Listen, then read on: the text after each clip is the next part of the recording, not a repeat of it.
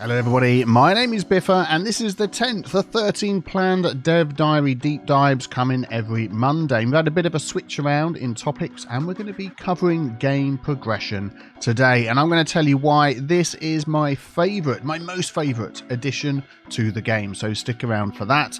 And also, if you're new to my channel, be sure to subscribe so you don't miss out on the weekly videos covering all the news as it comes to us on Cities Skylines 2 plus Cities Skylines 1 gaming content. Right, let us dive in and find out why I'm so excited about this update. Okay, here we go, let's dive in. City building is a journey led by your creativity and ambition. So the decisions you make along the way reflect who you are. Yes, now we have more decisions to make with progression through the city. That's one of the reasons why I love this so much. I'll show you some more as we go through. Let's continue.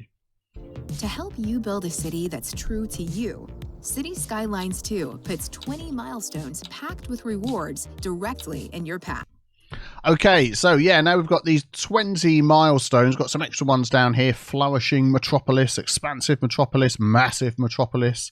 Don't think we had those before. And each one of these comes with a monetary reward. You get this last one, you get 7 million credits, which is amazing.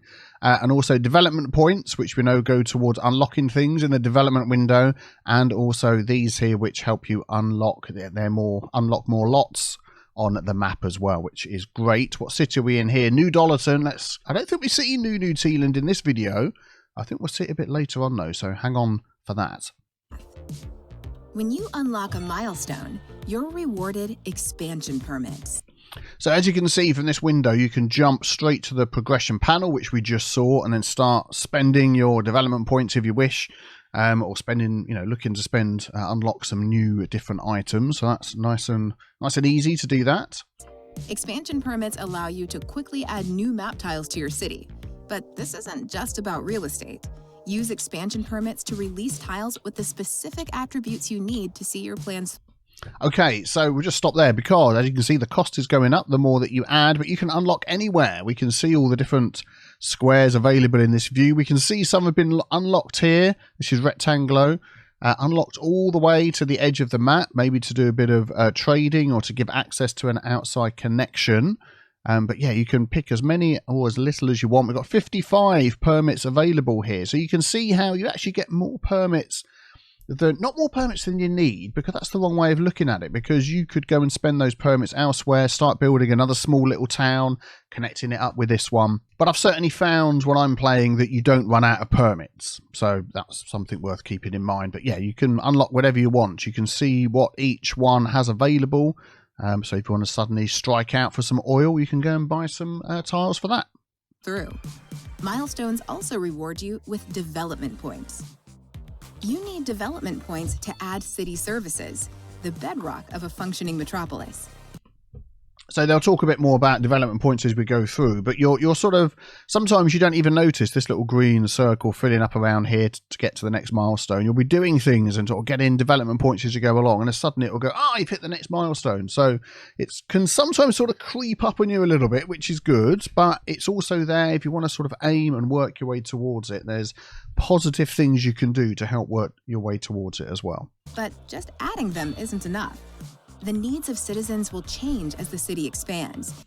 Yeah, so just having a look at this, we can see the different branches and nodes that they're going to be available. Each of these is called a node. Whenever you unlock one of these little services sections down here, you always get the basic service. So you'll get a basic school, you'll get a basic sort of elementary and high school, I'd imagine. Then you can sort of unlock college or university. You can see how it's going to go.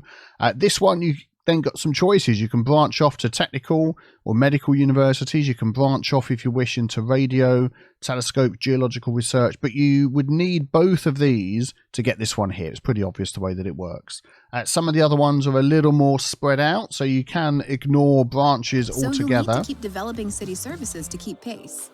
Your So you get the amount of points over here that you've got. You can see we've got 7 available, so you can spend 2. So yeah, I found that as I've been going sort of through this development tree, which is my most favourite addition to the game, that I'm sort of looking ahead thinking, we'll use this screen as an example. I need 8 points. I'm not going to spend it on this because I want to save up to get that. So which means I've then got to unlock another milestone not too far away. What can I do with my limited funds that I've got to get there? So it really gives you that added sense of trying to work your way through the game, do things the way you want to do it, not, now everybody's demanding, colleges because that's been unlocked, which is the way it used to work. Colleges unlocked, everyone's suddenly like, oh, I want to go to university. And you had to just place it down. You were forced to do things in a way, but it's been totally flipped on its head, which I love. Development points make it happen. The city services you choose to add, how you develop them. There we go. So we'll get another look at this one here. So you get the basic, which is buses, and then you can branch out. If you're on a map with islands, just go straight for water. You may not even use any of these. And then the way they sort of put them together, train to tram to subway. It's a shame you can't get. I would sort of view tram as an earlier one than train, and then train, and then subway perhaps afterwards. I don't know. That's just my personal preference because I always sort of tended to go for tram as an early public transport option. But you can see you can go train straight to international airport. You can literally go straight for air. So I'm assuming you'll get some sort of airport with this one, and then the international airport, the larger one there. And then you've got the space centre as well. So yeah, lots of choices again with the mass transit. While you're listening to the next bit, I'm going to have a quick sip of tea. And just how advanced you make them all make a big impact on the character of your city. Airports are big, by the way. This is how it works. Each city... Okay, just went back so we can stop on this one and have a look. So basic fire services again. Then you can start spreading out into the shelters if you want. I've not actually used those myself. I'm not sure if I've got disasters turned on in my city or not. I might have them turned off because I was just trying to learn the game. But then Fire Watchtower, I found this has been really needed. I must have disasters on because I've been getting fires in the trees. Maybe that's what it is. But these have been really good. And then the helicopter, firefighting helicopter depot. Yeah, so you can see how it works. Then you got the early warning disaster system. Oh, that's that little thing we saw the other week, wasn't it? With a little ball thing on the top. That makes sense. And then we're going to nip over to the next one. There we go. So you get the basic police, then you get the welfare office, which we've sort of seen before, haven't we? Helping your citizens in your city, the ones that perhaps aren't earning as much money to get some help. And then you get bonuses with some of these as well as you place them down. But again, you can sort of choose your branch, skip down here, get straight to the CIB, or you can go straight to the bank and get your bonuses that way, or different bonuses, I'm sure. Service has a development. That one we've seen. Oh, there we go. Another one. So basic park and recreation services, park maintenance. Then you can split out. So you've got large parks, sports park. So a different way each city's going to go. And then you get large sports parks. Okay. And then tourist attractions up here. Again, you can see various ones being unlocked. This is unlocked quite a lot, isn't it? Which city are we in now? Rectangular again, getting to be a large city. Excellent. Okay. The nodes on the development tree are more and more advanced buildings that level up. Just wanted to read that there. Tourist attractions, if I can say it, provide entertaining and cultural attractions for tourists. Well, that makes sense, doesn't it? Let's continue. Up the city service in a specific way. As you unlock these nodes, that city service becomes more sophisticated and specialized. When you first add a city service... There we go. So we can see some of the costs of the ones at the beginning. So this is Hagerman. I'm assuming this is a city put together just for this, to show you this, how it works and how it unlocks. You're at the base of the development tree, so you get the basics. Like when you add the city service public transportation, you get buses and taxis. Okay, so you get the buses and taxis, you're able to put the loops in, you get bus only roads, which is good, and then taxi stands, you've got the EU versions, the American versions as well, and then we've got the other ones to unlock. So you can pick and choose which ones you're going to place in your city. Just looking over here, anything interesting? Okay, let's carry on. Basic stuff. Spend development points to unlock nodes further along the development tree. In this case, you might invest in trains to move more people more efficiently. That is a nice looking train. Wouldn't like to stand on the back of that. I'm assuming that's just for cargo. Also, I'm wondering how long it's going to be before we get a mod where you can just unlock whatever you want when you want it. I will probably see that at some point, I'm sure. Or you might go in a totally new direction by taking to the skies. It's all up to you. Remember, the further you go along a development tree, the more development points you'll need to cough up. And they don't exactly rain from the sky. No. You might not add a city... Oh, what's this one we got here? Basic roads. We've got roundabouts, advanced roads. So we can split off here down into parking, underground parking, automated parking. So if you want to provide a lot of parking, you can do that. All the way to Grand Bridge, which I don't know if this is one bridge or a few bridges in that section. I don't know. Roundabouts, going to be going for that one straight away. Loving the way roundabouts work. And advanced road services. We've seen that, haven't we, with the sort of traffic lights or lane manipulation, I'm going to call it, and those sort of things. So, again, lots of choices, which I love.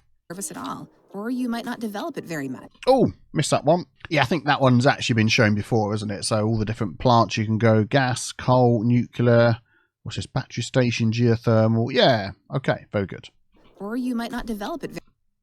Not much under the water one, I'll be honest. Would probably expect, I don't know, what other things could you have there? I'm assuming the basics are going to be like what we've sort of had in Cities Skylines 1, pump it out of the water, spit it back into the water sources, you know.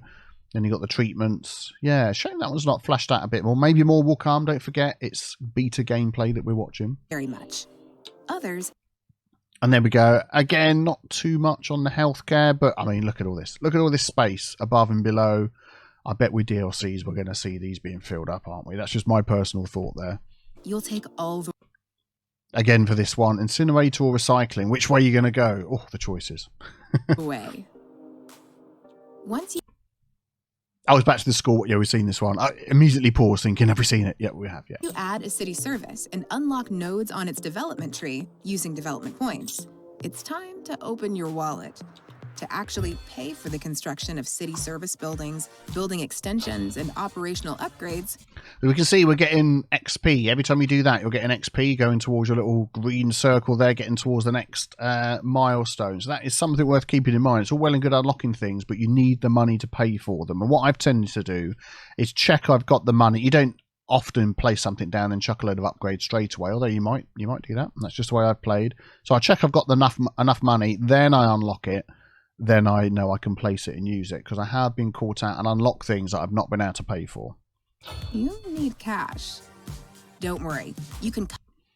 Yeah, so you do get a little boost every time. I haven't always found that is enough to cover everything I need to do, which is good, because it makes you do stuff in the game.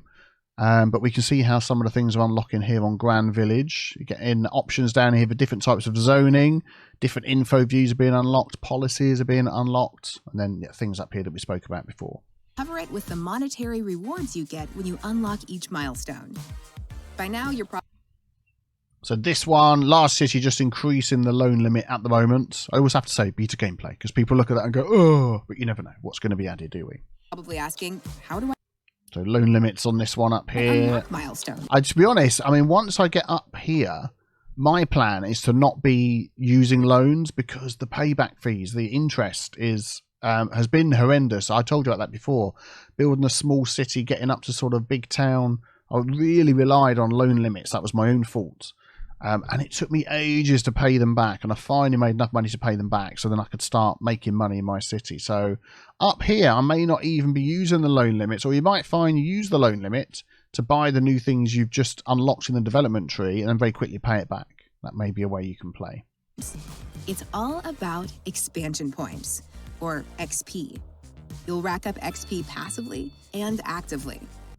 Yeah, so the passive unlock is interesting. I mean, they're going to say how much you get a day. It's not like it's just, well, it is constant, I suppose, but I'm wondering, somebody needs to do the math. Listen to what they're going to say next, and then someone do the math. If you just left a city, how many days or months would it take to get all the XP? I don't know what the largest amount of XP is we've seen. Probably someone can spot that as well if they've clicked on Megalopolis in this video. How long would it take?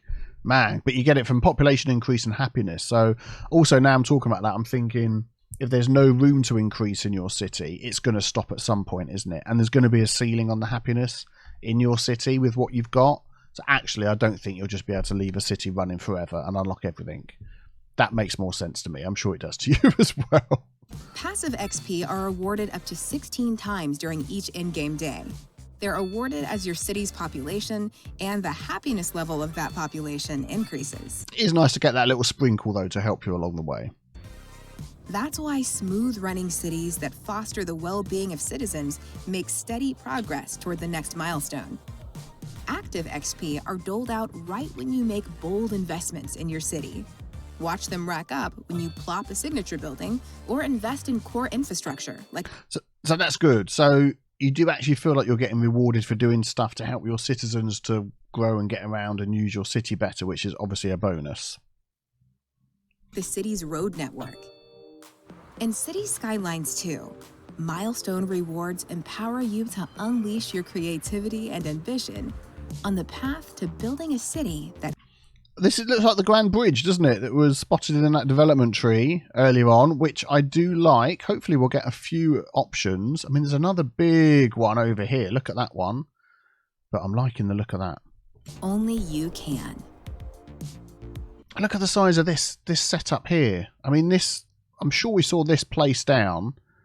This section here, this massive train station. But, oh, there's so much going on. Everything is on such a bigger scale. I'm loving it. And there we go. That's the end. So now we're going to take a look at last Thursday's Better Have My Money Developer Insight. Looking a little bit deeper into the production and supply. We're going to play this one a little bit faster. And it's a very long one. And then I'll interject my feelings, having played Cities Skylines 2 beta gameplay with this information. So let's get stuck in. Let's get down to business and talk some economy. Indeed. The economy in Cities Skylines 2 has been remade from the ground up. We have strived for more realism in the simulation of households as well as businesses in the city. Yeah, I reckon, you know, in inverted commas, the realistic population mod has sort of been incorporated, the amount of people that live in things, which has a knock-on effect on everything, really. We wanted to create a system that is complex, but it's not complicated. I've had a lot of comments about this. I'm going to see if I can pop a couple of pictures on the screen. So I did a poll on Twitter and also on my channel. What do you think of the new production and supply chain? Are you loving the greater depth? Not sure, wait and see. Worried it will be too complicated. I mean, the two figures aren't too far apart. Most people loving the depth. Quite a lot of comments about Transport Fever 2, giving you those sort of vibes of all the different types of goods and things that are mentioned. Some people not too sure, and some worry that it will be too complicated. So it's going to be interesting to see how you feel about that once you've played the game. I've got to be honest, the video they're watching now really doesn't sort of help ease the fears if you're thinking it's too complicated, as we're going to see as we go along. The economy system also is designed to balance itself out so that it helps new players as well as newly found cities. The government... Yeah, this is good. Talking about the government subsidies. Government subsidies help new players in the early hours of the game.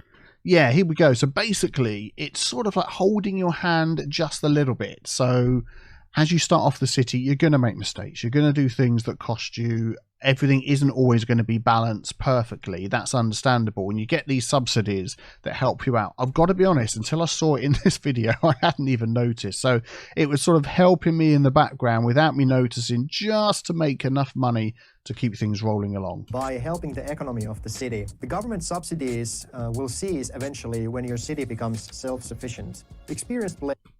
And from what I remember, there's no sort of warning of that. It just sort of ends. But I think it goes down, it dips out, and it will just sort of slowly disappear as you're making enough money to keep things rolling along. So, you know, that's fine.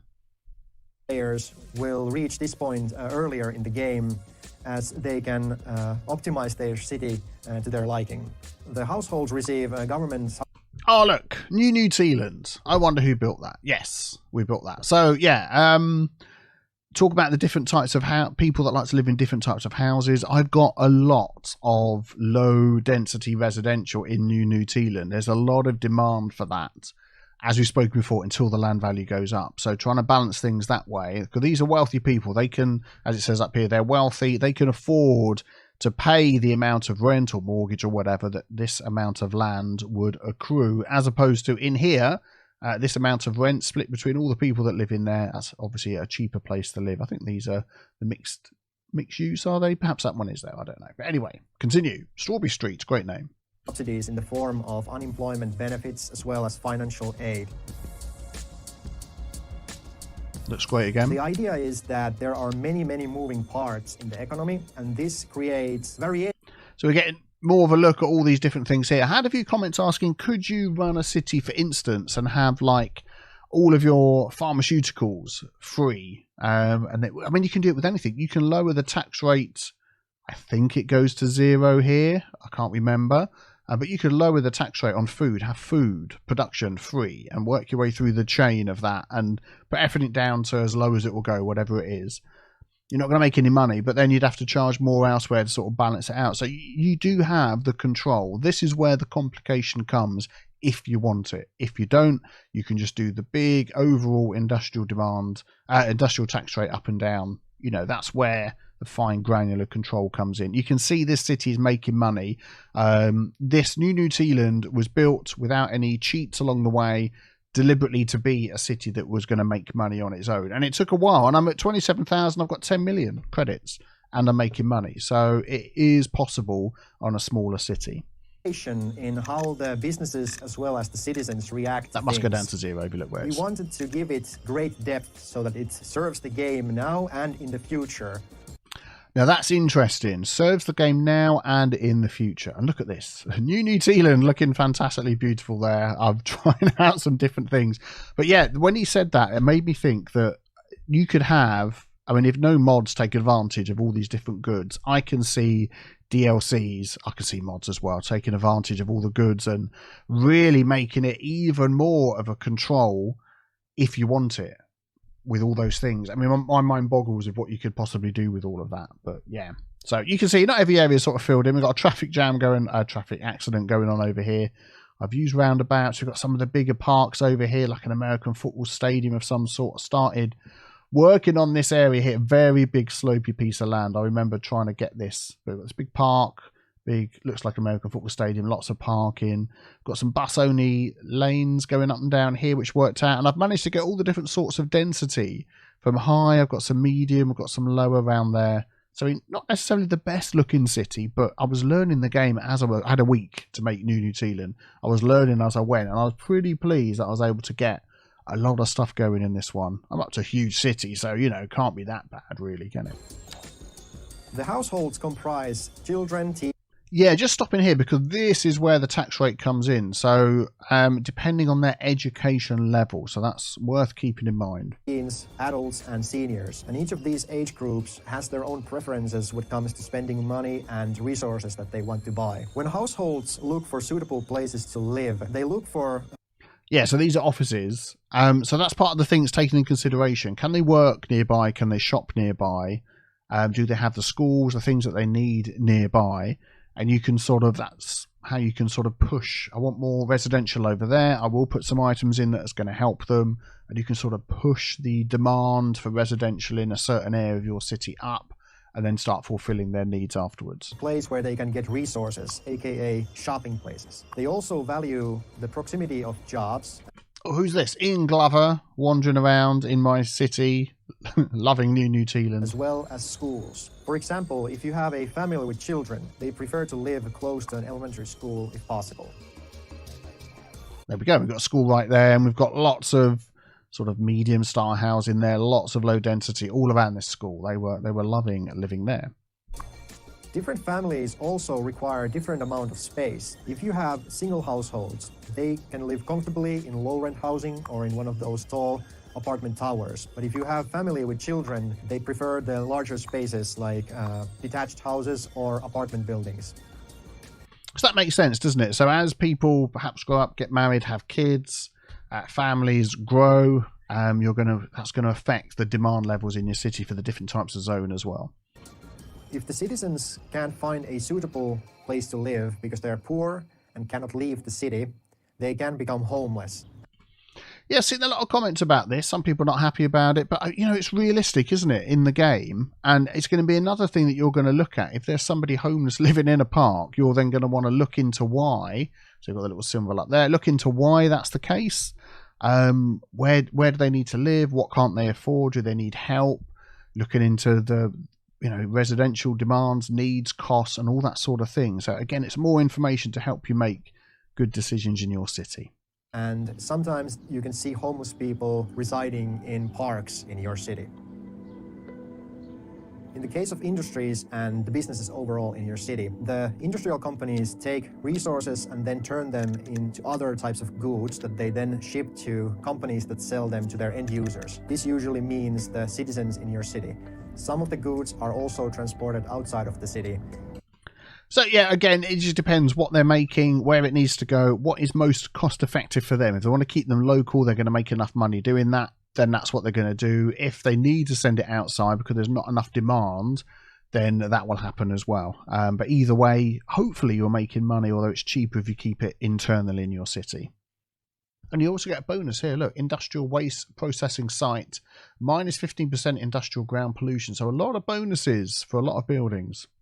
Into the outside connections. The industrial companies want to be close to where they get their resources, but they also want to be close to the places that they then send the goods that they are producing. The smoother the transition from getting the resources and producing them and then shipping them to other companies and end users, the better the he's just gonna say the better the profit. Yeah, so you want to make sure no traffic. You've got trains to move things around if you need to. There's a lot of goods, but this is where again you can dive in a little bit deeper with this. So if you hover over one of these, you get this sort of supply chain graph that helps you to see what it is you need. I mean, this is quite simple. This one, this is just the materials, but if you do it on the material goods and immaterial goods, you can see what materials you need.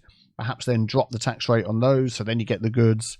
And then you can see if they're going to be processed or exported and that sort of thing. What I've been tending to do in this city, and this is how I've managed to sort of break even and make the money, is look at the one where there's a deficit. So I know that I'm using a lot of, in this instance, stone.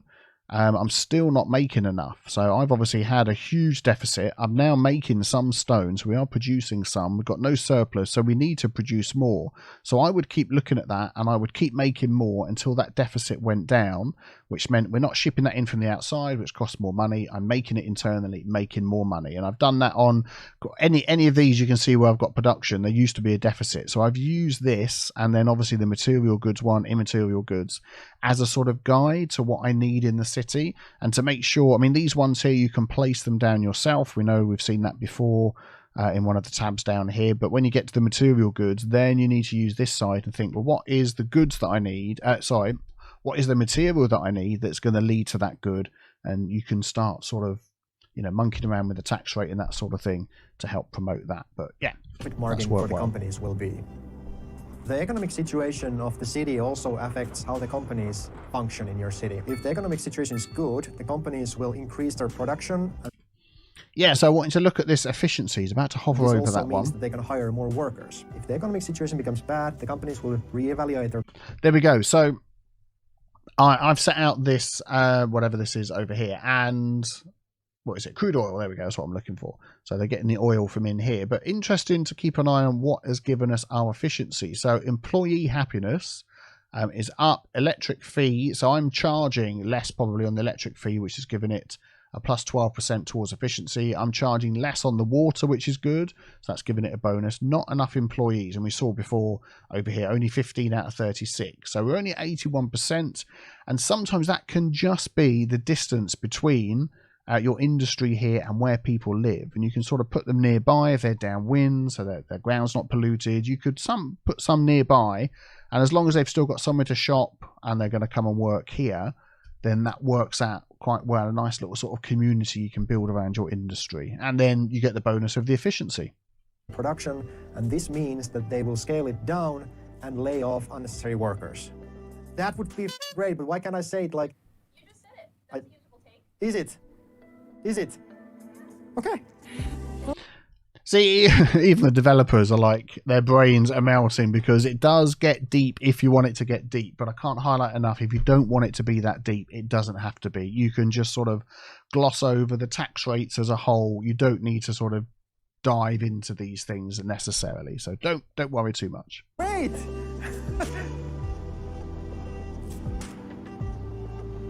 In the case of commercial companies, while they also want to be close to the place where they get their products, the more important aspect of their existence is to be close to the customers themselves. So a lot of commercial companies benefit from the proximity of residential areas.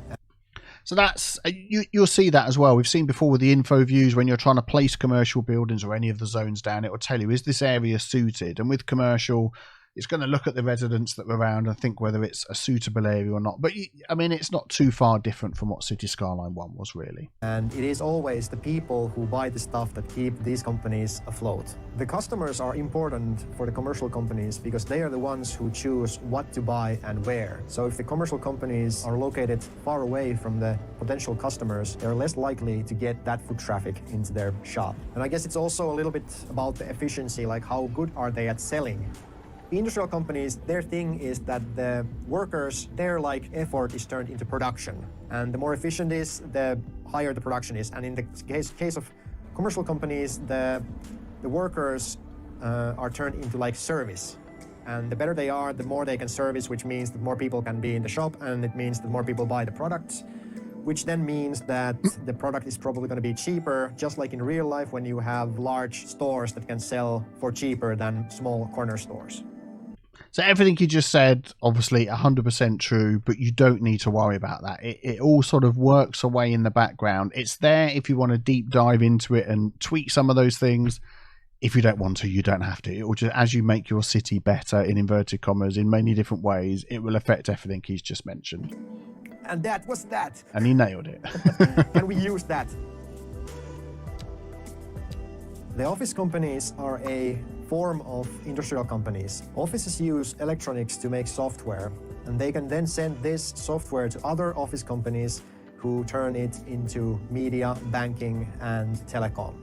So I thought now was a good time to put this supply chain up on the screen here. We went into greater depth on last Monday's video on this. I put this together myself from all the information we've had so far.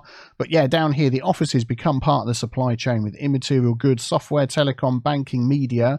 They can either be sent to other offices to be repurposed. They can be sent to commercial companies to manufacture, or then directly sent to end users. And there's sort of like a bit of a loop here. They can be repurposed, sold to end user, just sold to end user, used in your city. So yeah, offices, very important in the supply chain you've got going on at the moment. We've also wanted to update the companies in Cities Skylines 2. And one of those updates was that we wanted to have a more realistic number of workers in each company. Yeah, so in this building here alone, I mean, it's not probably as many as you would think would be in a building that big, but it's certainly more than we've seen before. So 138 employees in this one, requiring software. So that's one of those immaterial goods, producing media, which then can be sent to the different places that we mentioned. So definitely, you know, I would say better in how many people work in places than Cities Skylines 1. So now you can have office towers with, well, hundreds of workers. In Cities Skylines 1, we had industrial specializations that you could zone in, just like the normal industries. As here we go, this is me trying to get some farming going on my nice map that we've got over here. And again, using this node system to try and sort of fit them all along. You can actually butt them right up against each other. I don't know what this is, some sort of path. Like I said, I'm messing around with a lot of different things when I was building this city. But yeah, loving the sort of zone, the node use when you're placing these industries down. But in Cities Skylines 2, the specialized industry areas include farming, where you have livestock, cotton farming, vegetable farming, and grain farming. You can see the efficiency very high, even though there's not residential that close. Although if you follow this path, this is the wiggly path, it does lead to residential not too far away. So I'm assuming people can walk and get there okay. Then we have stone, ore, and mineral mining, as well as oil drilling and forestry. And now you have specialized industry areas that you create by first... Is that... Oh, no, I thought that was a path. That's a road. ...placing the hub building on the map, and then creating an area where that hub building operates. So if you have an oil field in your city, you can just create an area over the oil field, and you'll soon see different types of oil manufacturing buildings appear in that area.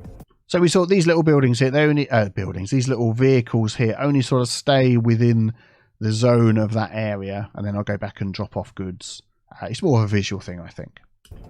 I personally really like the livestock option of farming because you can see all the animals walking in the area. Unlike the regular industry in your city, the specialized industry areas can't go bankrupt. They will instead just adjust their production according to the situation in your city. Yeah, so that's good. So you can have them set up all over the place and they'll never go bankrupt. They'll always make you some money, but they're always a nice little sort of yardstick. You can look at them and think, well, what's going wrong with them? That is an overall theme of what's going wrong in the city, or not what's going wrong, what needs to be improved in the city. So then you can, make some adjustments. If there's a surplus for any goods in your city, the companies will export them to outside connections. The more goods that they export to outside connections, the less profit they will make because their transportation costs will increase over time. There are three things that affect the transportation cost and potential profit when transporting goods. These are the price of the good, the weight of the good, as well as the size of the good.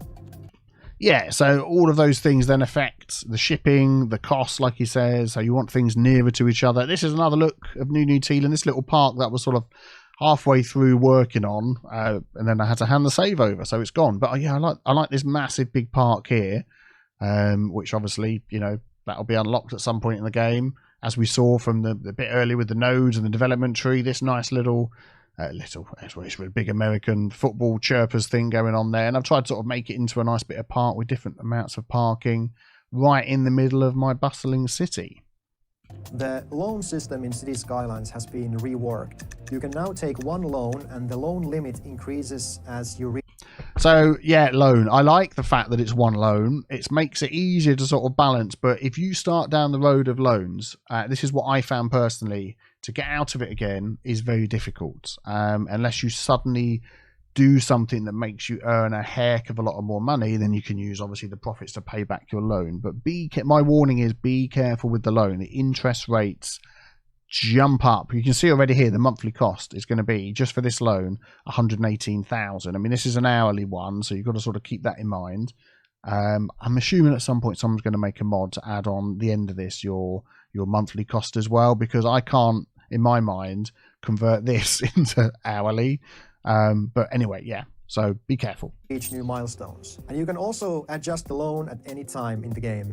You can either lend more money or pay back some or all of the loan.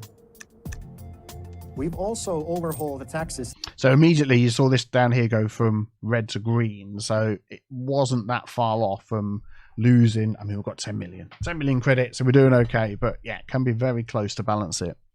You can adjust the residential taxes by education level and all of the business taxes by products. If you want to incentivize certain businesses in your city, you can help them by adjusting their taxes. And if you want to really help the production of these companies, you can subsidize it by setting negative taxes. Oh, there we go. Oh, it goes, yeah, of course, yes, it goes below, doesn't it? Anything in the blue is negative. I didn't actually do anything negative, I think, in this city, tax-wise. Just sort of subsidized it, but down to a few percent, but that's an interesting way of doing it.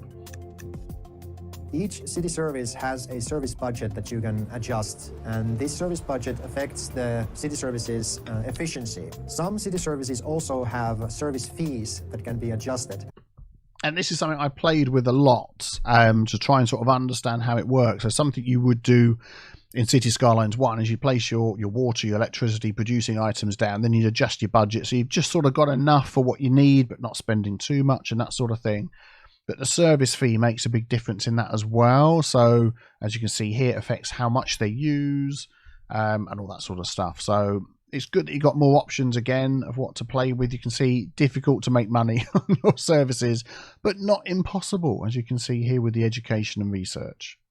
And of course, you can export stuff, excess. So sometimes I've whacked the budget well up high on electricity, exported it, and had that as a money-making scheme as well. So yeah, there you go, options. And adjusting these will affect the behavior of the citizens who use these services. In the production tab, you can see all of the available resources in the game. You'll see how much money you have made through taxes on those products, as well as their deficit or surplus. On the production tab, you can also see the inputs for the different products, as well as where those products are used.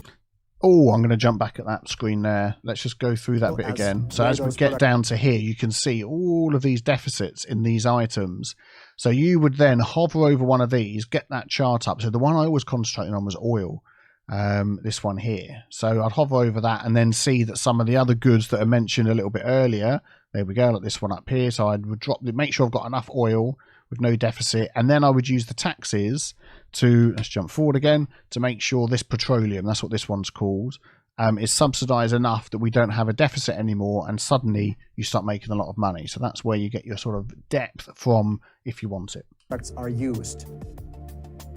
And that's that. You've done it. Red. Well done. You've got through it. Yeah, thanks for watching. If you wish to read the online Dev Diary yourself, that'll be linked below, but no real new information in there that we haven't already covered. So what do you think about this update to the game? Let me know in the comments whether you're looking forward to it. And as I asked before, please subscribe if you're new and leave a like. That always really helps. Thanks for watching. I will see you very soon for the next video. Take care. Bye-bye.